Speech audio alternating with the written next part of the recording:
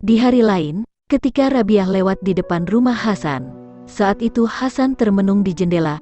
Ia sedang menangis dan air matanya menetes jatuh mengenai pakaian Rabiah. Mula-mula Rabiah mengira hujan turun, tetapi setelah ia menengadah ke atas dan melihat Hasan, sadarlah ia bahwa yang jatuh menetes itu adalah air mata Hasan. "Guru, menangis adalah pertanda dari kelesuan spiritual," ia berkata kepada Hasan. "Tahanlah air matamu, jika tidak, di dalam dirimu akan menggelora samudera sehingga engkau tidak dapat mencari dirimu sendiri kecuali pada seorang raja yang maha perkasa." Teguran itu tidak enak didengar Hasan, namun ia tetap menahan diri. Di belakang hari ia bertemu dengan Rabiah di tepi sebuah danau. Hasan menghamparkan sajadahnya di atas air dan berkata kepada Rabiah, "Rabiah, marilah kita melakukan sholat sunat 2 rakaat di atas air." Rabiah menjawab, "Hasan, jika engkau mempertontonkan kesaktian-kesaktianmu di tempat ramai ini, maka kesaktian-kesaktian itu haruslah yang tak dimiliki oleh orang-orang lain." Sesudah berkata Rabiah melemparkan sajadahnya ke udara, kemudian ia melompat ke atasnya dan berseru kepada Hasan, "Naiklah kemari Hasan, agar orang-orang dapat menyaksikan kita." Hasan yang belum mencapai kepandaian seperti itu tidak dapat berkata apa-apa. Kemudian Rabiah mencoba menghiburnya dan berkata, "Hasan, yang engkau lakukan tadi dapat pula dilakukan oleh seekor ikan dan yang kulakukan tadi dapat pula dilakukan oleh seekor lalat. Yang terpenting bukanlah keahlian-keahlian seperti itu. Kita harus mengabdikan diri kepada hal-hal yang terpenting itu." Pada suatu malam Hasan beserta 2-3 orang sahabatnya berkunjung ke rumah Rabiah. Tetapi rumah itu gelap, tiada berlampu. Mereka senang sekali seandainya pada saat itu ada lampu. Maka Rabiah meniup jari tangannya. Sepanjang malam itu hingga fajar, jari tangan Rabiah memancarkan cahaya terang benderang bagaikan lentera dan mereka duduk di dalam benderangnya. Jika ada seseorang yang bertanya, bagaimana hal seperti itu bisa terjadi? Maka jawabanku adalah, persoalannya adalah sama dengan tangan Musa. Jika ia kemudian menyangkal, tetapi Musa adalah seorang nabi, maka jawabanku, barang siapa yang mengikuti jejak nabi akan mendapatkan sepercik kenabian, seperti yang pernah dikatakan Nabi Muhammad sendiri, barang siapa yang menolak harta benda yang tidak diperoleh secara halal, walaupun harganya 1 sen, sesungguhnya ia telah mencapai suatu tingkat kenabian. Nabi Muhammad juga pernah berkata, sebuah mimpi yang benar adalah 1/40 dari kenabian. Pada suatu ketika Rabiah mengirimkan sepotong lilin, sebuah jarum dan sehelai rambut kepada Hasan, dengan pesan, "Hendaklah engkau seperti sepotong lilin, senantiasa menerangi dunia walaupun dirinya sendiri terbakar. Hendaklah engkau seperti sebuah jarum, senantiasa berbakti walaupun tidak memiliki apa-apa. Apabila kedua hal itu telah engkau lakukan, maka bagimu 1000 tahun hanyalah seperti sehelai rambut ini." "Apakah engkau menghendaki agar kita menikah?" tanya Hasan kepada Rabiah. "Tali pernikahan hanyalah untuk orang-orang yang memiliki keakuan. Di sini keakuan telah sirna, telah menjadi tiada dan hanya ada melalui dia. Aku adalah miliknya, aku hidup di bawah naungannya. Engkau harus melamar diriku kepadanya, bukan langsung kepada diriku sendiri." "Bagaimanakah engkau telah menemukan rahasia ini, Rabiah?" tanya Hasan. "Aku lepaskan segala sesuatu yang telah kuperoleh kepadanya," jawab Rabiah. "Bagaimana engkau telah dapat mengenalnya, Hasan?" "Engkau lebih suka bertanya, tetapi aku lebih suka menghayati," jawab Rabiah. Suatu hari Rabiah bertemu dengan seseorang yang kepalanya dibalut. "Mengapa engkau membalut kepalamu?" tanya Rabiah. "Karena aku merasa pusing," jawab lelaki itu. "Berapakah umurmu?" Rabiah bertanya lagi. 30 tahun, jawabnya. "Apakah engkau banyak menderita sakit dan merasa susah di dalam hidupmu?" "Tidak," jawabnya lagi. "Selama 30 tahun engkau menikmati hidup yang sehat. Engkau tidak pernah mengenakan selubung kesyukuran, tetapi baru malam ini saja kepalamu terasa pusing. Engkau telah mengenakan selubung keluh kesah," kata Rabiah. Suatu ketika Rabiah menyerahkan uang 4 dirham kepada seorang lelaki. "Belikanlah kepadaku sebuah selimut," kata Rabiah, "karena aku tidak mempunyai pakaian lagi." Lelaki itu pun pergi, tetapi tidak lama kemudian ia kembali dan bertanya kepada Rabiah, Selimut berwarna apakah yang harus kubeli? Apa peduliku dengan warna?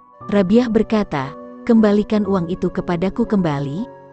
Diambilnya keempat buah dirham perak itu dan dilemparkannya ke sungai Tigris. Suatu hari di musim semi Rabiah memasuki tempat tinggalnya, kemudian melongok keluar karena pelayannya berseru, "Ibu, keluarlah dan saksikanlah apa yang telah dilakukan oleh Sang Pencipta." "Lebih baik engkaulah yang masuk kemari," Rabiah menjawab, "dan saksikanlah Sang Pencipta itu sendiri. Aku sedemikian asyik menatap Sang Pencipta sehingga apakah peduliku lagi terhadap ciptaan-ciptaannya?" Beberapa orang datang mengunjungi Rabiah dan menyaksikan betapa ia sedang memotong sekerat daging dengan giginya. "Apakah engkau tidak mempunyai pisau untuk memotong daging itu?" mereka bertanya. "Aku tak pernah menyimpan pisau di dalam rumah ini karena takut terluka," jawab Rabiah. Rabiah berpuasa seminggu penuh. Selama berpuasa itu ia tidak makan dan tidak tidur. Setiap malam ia tekun melaksanakan salat dan berdoa. Lapar yang dirasakannya sudah tidak tertahankan lagi. Seorang tamu masuk ke rumah Rabiah membawa semangkuk makanan. Rabiah menerima makanan itu. Kemudian ia pergi mengambil lampu. Ketika ia kembali ternyata seekor kucing telah menumpahkan isi mangkuk itu. "Akan kuambilkan kendi air dan aku akan berbuka puasa," Rabiah berkata. Ketika ia kembali dengan sekendi air ternyata lampu telah padam. Ia hendak meminum air kendi itu di dalam kegelapan, tetapi kendi itu terlepas dari tangannya dan jatuh, pecah berantakan. Rabiah meratap dan mengeluh sedemikian menyayat hati seolah-olah sebagian rumahnya telah dimakan api. Rabiah menangis, "Ya Allah, apakah yang telah engkau perbuat terhadap hamba-Mu yang tak berdaya ini?" "Berhati-hatilah Rabiah," sebuah seruan terdengar di telinganya, "janganlah engkau sampai mengharapkan bahwa aku akan menganugerahkan semua kenikmatan dunia kepadamu sehingga pengabdianmu kepadaku terhapus dari dalam hatimu. Pengabdian kepadaku dan kenikmatan-kenikmatan dunia tidak dapat dipadukan di dalam satu hati. Rabiah, engkau menginginkan suatu hal sedang aku menginginkan hal yang lain. Hasratku dan hasratmu tidak dapat dipadukan di dalam satu hati." Setelah mendengar celaan ini, Rabiah mengisahkan, "Ku lepaskan hatiku dari dunia dan ku buang segala hasrat dari dalam hatiku, sehingga selama 30 tahun yang terakhir ini, apabila melakukan salat, maka aku menganggap sebagai salatku yang terakhir." Beberapa orang mengunjungi Rabiah untuk mengujinya. Mereka ingin memergoki Rabiah mengucapkan kata-kata yang tidak dipikirkannya terlebih dahulu. Segala macam kebajikan telah dibagi-bagikan kepada kepala kaum lelaki. Mereka berkata, mahkota kenabian telah ditaruh di kepala kaum lelaki, sabuk kebangsawanan telah diikatkan di pinggang kaum lelaki, tidak ada seorang perempuan pun yang telah diangkat Allah menjadi nabi. "Semua itu memang benar," jawab Rabiah, "tetapi egoisme, memuja diri sendiri dan ucapan, 'Bukankah aku Tuhanmu yang maha tinggi,' tidak pernah terbersit di dalam dada perempuan, dan tak ada seorang perempuan pun yang banci. Semua ini adalah bagian kaum lelaki." Ketika Rabiah menderita sakit yang gawat, kepadanya ditanyakan apakah penyebab penyakitnya itu. "Aku telah menatap surga," jawab Rabiah, "dan Allah telah menghukum diriku." Kemudian Hasan al-Basri datang untuk mengunjungi Rabiah. "Aku mendapatkan salah seorang di antara pemuka-pemuka kota Basrah berdiri di pintu pertapaan Rabiah.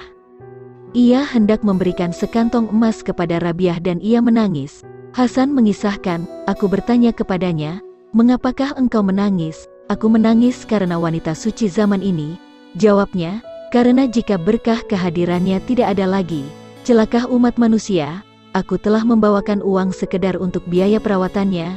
Ia melanjutkan, "Tetapi aku khawatir kalau Rabiah tidak mau menerimanya. Bujuklah Rabiah agar ia mau menerima uang ini." Maka masuklah Hasan ke dalam pertapaan Rabiah dan membujuknya untuk mau menerima uang itu. Rabiah menatap Hasan dan berkata, "Dia telah menafkahi orang-orang yang menghujahnya. Apakah dia tidak akan menafkahi orang-orang yang mencintainya? Sejak aku mengenalnya, aku telah berpaling dari manusia ciptaannya. Aku tidak tahu apakah kekayaan seseorang itu halal atau tidak, maka betapakah aku dapat menerima pemberiannya?" Pernah aku menjahit pakaian yang robek dengan diterangi lampu dunia. Beberapa saat hatiku lengah tetapi akhirnya aku pun sadar. Pakaian itu kurobek kembali pada bagian-bagian yang telah kujahit itu dan hatiku menjadi lega. Mintalah kepadanya agar ia tidak membuat hatiku lengah lagi. Abdul Wahid Amir mengisahkan bahwa ia bersama Sofyan Ats-Tsauro mengunjungi Rabiah ketika sakit, tetapi karena menyeganinya mereka tidak berani menegurnya atau menyapa Rabiah. Engkaulah yang berkata, kataku kepada Sofyan. Jika engkau berdoa, Sofyan berkata kepada Rabiah, niscaya penderitaanmu ini akan hilang. Rabiah menjawab, tidak tahukah engkau siapa yang menghendaki aku menderita seperti ini? Bukankah Allah? Ya, Sofyan membenarkan. Betapa mungkin, engkau mengetahui hal ini, menyuruhku untuk memohonkan hal yang bertentangan dengan kehendaknya. Bukankah tidak baik apabila kita menentang sahabat kita sendiri? Apakah yang engkau inginkan Rabiah? Sofyan bertanya pula. Sofyan, engkau adalah seorang yang terpelajar. Tetapi mengapa engkau bertanya, apakah yang engkau inginkan? Demi kebesaran Allah, Rabiah berkata tandas, telah 12 tahun lamanya aku menginginkan buah korma segar. Engkau tentu tahu bahwa di kota Basrah buah korma sangat murah harganya, tetapi hingga saat ini aku tidak pernah memakannya. Aku ini hanyalah hambanya, maka kafirlah aku. Engkau harus menginginkan segala sesuatu yang diinginkannya semata-mata agar engkau dapat menjadi hambanya yang sejati. Tetapi lain lagi persoalannya jika Tuhan sendiri memberikannya. Sofyan terdiam. Kemudian ia berkata kepada Rabiah, karena aku tak dapat berbicara mengenai dirimu, maka engkaulah yang berbicara mengenai diriku. Engkau adalah manusia yang baik kecuali dalam satu hal, engkau mencintai dunia. Engkau pun suka membacakan hadis-hadis. Yang terakhir ini dikatakan Rabiah dengan maksud bahwa membacakan hadis-hadis tersebut adalah suatu perbuatan yang mulia. Sofyan sangat tergugah hatinya berseru, ya Allah, kasihilah aku. Tetapi Rabiah mencela, tidak malukan engkau mengharapkan kasih Allah sedangkan engkau sendiri tidak mengasihinya. Malik bin Dinar berkisah sebagai berikut, aku mengunjungi Rabiah. Kusaksikan dia menggunakan gayung pecah untuk minum dan bersuci, sebuah tikar dan sebuah batu bata yang kadang-kadang dipergunakannya sebagai bantal. Menyaksikan semua itu hatiku menjadi sedih. Aku mempunyai teman-teman yang kaya, aku berkata kepada Rabiah. Jika engkau menghendaki sesuatu akan kumintakan kepada mereka. Malik, engkau telah melakukan kesalahan yang besar, jawab Rabiah. Bukankah yang menafkahi aku dan yang menafkahi mereka adalah satu? Ya, jawabku. Apakah yang menafkahi orang-orang miskin itu lupa kepada orang-orang miskin karena kemiskinan mereka? Dan apakah dia ingat kepada orang-orang kaya karena kekayaan mereka? Tanya Rabiah. Tidak, jawabku. Jadi, Rabiah meneruskan, karena dia mengetahui keadaanku, bagaimanakah aku harus mengingatkannya? Beginilah yang dikehendakinya, dan aku menghendaki seperti yang dikehendakinya. Pada suatu hari, Hasan al-Basri, Malik bin Dinar dan Syakik al-Balhi mengunjungi Rabiah yang sedang terbaring dalam keadaan sakit. Seorang manusia tidak dapat dipercaya kata-katanya jika ia tidak tabah menanggung cambukan Allah, kata Hasan memulai pembicaraan. Kata-katamu itu berbau egoisme, Rabiah membalas. Kemudian giliran Syakik untuk mencoba, seorang wanita tidak dapat dipercaya kata-katanya jika ia tidak bersyukur karena cambukan Allah. Ada yang lebih baik daripada itu, jawab Rabiah. Malik bin Dinar maju, seorang manusia tidak dapat dipercaya kata-katanya jika ia tidak merasa bahagia ketika menerima cambukan Allah. Masih ada yang lebih baik daripada itu, Rabiah mengulangi jawabannya. Jika demikian, katakanlah kepada kami, mereka mendesak Rabiah. Maka berkatalah Rabiah, seorang manusia tidak dapat dipercaya kata-katanya, jika ia tidak lupa kepada cambukan Allah, ketika ia merenungkannya. Seorang cendekia terkemuka di kota Basrah mengunjungi Rabiah yang sedang terbaring sakit. Sambil duduk di sisi tempat tidur Rabiah ia mencaci maki dunia. Rabiah berkata kepadanya, sesungguhnya engkau sangat mencintai dunia ini. Jika engkau tidak mencintai dunia, tentu engkau tidak akan menyebut-nyebutnya berulang kali seperti ini. Seorang pembelilah yang senantiasa mencela barang-barang yang hendak dibelinya. Jika engkau tidak merasa berkepentingan dengan dunia ini, tentulah engkau tidak akan memuji-muji atau memburuk-burukannya. Engkau menyebut-nyebut dunia ini seperti kata sebuah peribahasa, barang siapa mencintai sesuatu hal, maka ia sering menyebut-nyebutnya. Ketika tiba saatnya Rabiah harus meninggalkan dunia fana ini, orang-orang yang menungguinya meninggalkan kamarnya dan menutup pintu kamar itu dari luar. Setelah itu mereka mendengar suara yang berkata, "Wahai jiwa yang damai, kembalilah kepada Tuhanmu dengan berbahagia." Beberapa saat kemudian tak ada lagi suara yang terdengar dari kamar Rabiah. Mereka lalu membuka pintu kamar itu dan mendapatkan Rabiah telah berpulang. Setelah Rabiah meninggal dunia, ada yang bertemu dengannya dalam sebuah mimpi. Kepadanya ditanyakan, "Bagaimana engkau menghadapi Munkar dan Nakir?" Rabiah menjawab, "Kedua malaikat itu datang kepadaku dan bertanya, 'Siapakah Tuhanmu?' Aku menjawab, 'Pergilah kepada Tuhanmu dan katakan kepadanya, Dia antara beribu-ribu makhluk yang ada, janganlah engkau melupakan seorang wanita tua yang lemah. Aku hanya memiliki engkau di dunia yang luas, tidak pernah lupa kepadamu, tetapi mengapakah engkau mengirim utusan sekedar menanyakan, siapa Tuhanmu, kepadaku?'